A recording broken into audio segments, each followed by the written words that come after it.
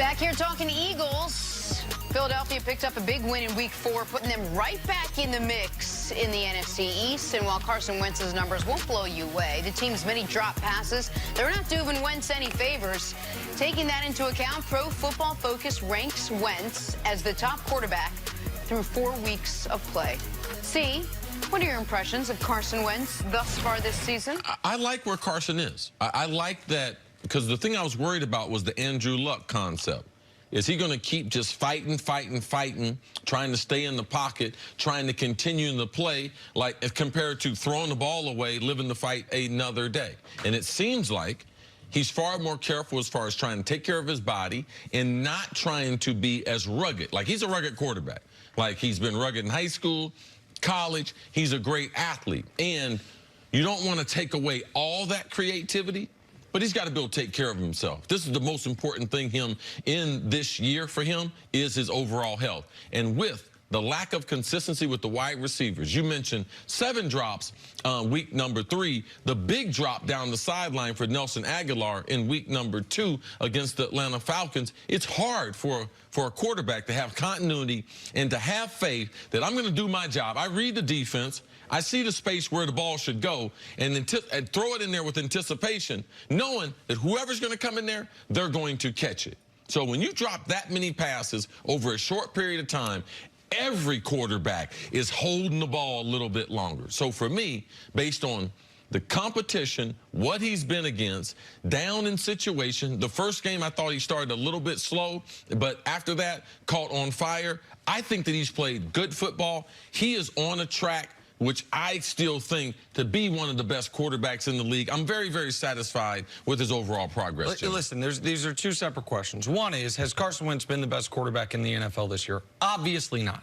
To my eye, he hadn't even been the best quarterback in his own division. Dak's been better through 4 weeks. In the NFC, you expand it past the NFC East, Russell Wilson's been better. And you expand it to the entire NFL, of course. Patrick Mahomes has been better than everyone, much less Carson Wentz, who this year you can say, while yes, Nelson Aguilar. Well, help explain to us then, why Pro Football Focus? Because last week there was a lot of dispute. Brady was on the top of the chart. So what they're... Because they do a hell of a job as far as I really evaluating. like Pro Football Focus, and I appreciate the way they evaluate players, and they do a wonderful job in helping guys, I will say, such as myself, understand which offensive linemen are really playing the best in the league. What guys who you don't have raw counting stats to account for are playing well.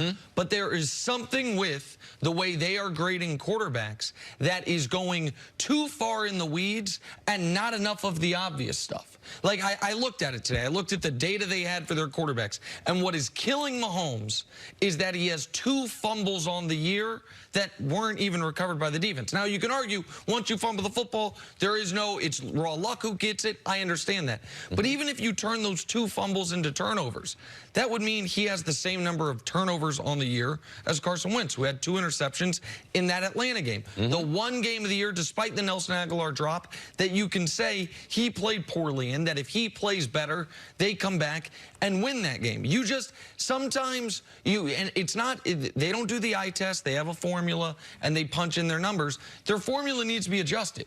Like, people create stats all the time. John Hollinger, who used to work for ESPN, created such an important stat player efficiency rating. He got a job for 7 years with the Memphis Grizzlies in their front office, actually just left them, take a job with The Athletic.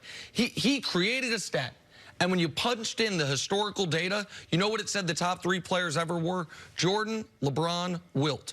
And when you create a stat and it's like, oh, that actually passes the eye test. Shaq's in the top 10. You've got Oscar. So, okay, if you are creating a way to rank players and you say the quarterback who is #1 in the NFL in rating touchdowns, yards per attempt, and hasn't turned the ball over, is the 6th best quarterback in football, while the quarterback in Carson Wentz, who's 19th in ratings, 17th in yards, 26th in yards per attempt, and has had a game that you can circle on the schedule against Atlanta that they would have won if he played better, has been the best quarterback, your formula's flawed. So that's that. Now, on Wentz, though, I do think he's played well.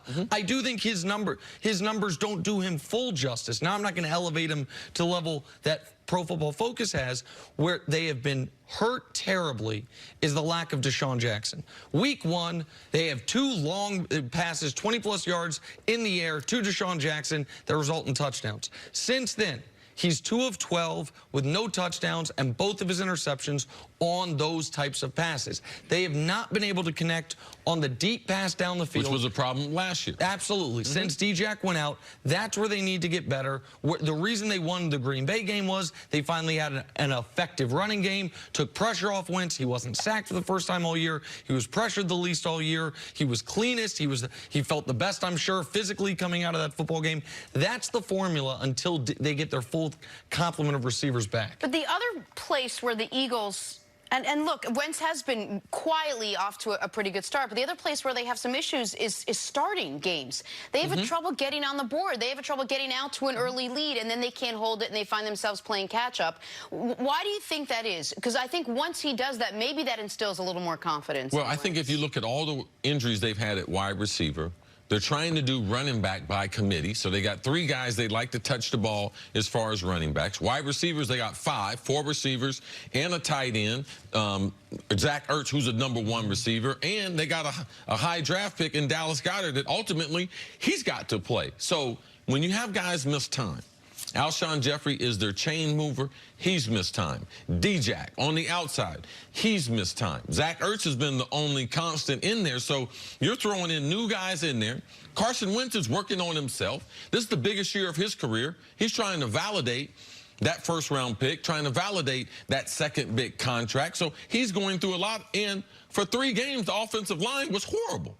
All right, so they weren't dominant at all. So I'm not as concerned when you don't have that continuity early in the season. You could start to see it in the passing game. And, Nick, your numbers indicate, as far as their deep passing game, how it's fallen off since D-Jack's been out. But the biggest thing the Eagles need to improve on is while Carson Wentz is on the sideline, the reason that they have not been the team that a lot of people thought was the most talented team in football, they haven't looked like it, is because they have the 32nd ranked pass defense in football. One of those reasons, yes, those corners get picked on all the time, but they have the fewest sacks of any team in football. If you have a questionable secondary and you're not creating pressure on the quarterback, teams are going to dice you up. That's what Green Bay was doing until Davante Adams went out of the football game. So for Philadelphia, big picture-wise, the offense is going to be fine. D-Jack will get back. I don't think Nelson Aguilar is going to have another game with all those drops. I think Dallas Goedert's not going to have another game where he drops a gift-wrap touchdown pass that couldn't have been handed to him any better. The defense is where, if Philadelphia is going to catch up with Dallas, eventually pass Dallas, the defense has to be better, because right now, while Dak's not been a better quarterback than Wentz so far this year, what's more surprising, the Dallas defense has been better than the Philly defense this year. That can't sustain if Philly's going to. Now's the time in the show where you're supposed to give Howie Roseman that advice. Okay. Go out and get Jalen Ramsey. That's it. You think that's what it is? That's your Super Bowl pick. No, I know Ramsey, that. 30 seconds? I don't fully believe he's going to even leave Jacksonville. I thought he would have done it already. Kicking and screaming. Coming up. Kicking and screaming. I also don't think Antonio Brown's going to be on another team anytime soon. Okay, no problem. But that's for another time. All right. Coming up, 9-time WWE Women's Champ Charlotte Flair joins us live in studio. Lots to chat about. Next Charlotte, things first. Jenna said she wants